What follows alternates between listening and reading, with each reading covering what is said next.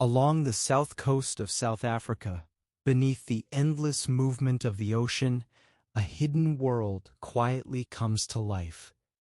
From above, the water seems calm and still, but just below the surface, there is constant motion. Seals drift effortlessly in the currents, at times simply lying still, peaceful, and at ease in their environment. Dolphins glide in perfect rhythm, appearing and disappearing as they travel through the open water. And deeper below, sharks move silently, powerful, calm, and perfectly at home in this environment. The ocean is alive with energy, balance, and beauty, a natural system that has existed long before us.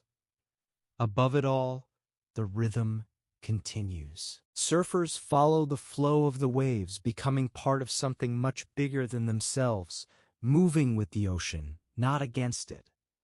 Moments like these are easy to miss, but when you take the time to look closer, an entirely different world reveals itself. This is more than just a coastline. It's a living, breathing ecosystem, a world few truly get to see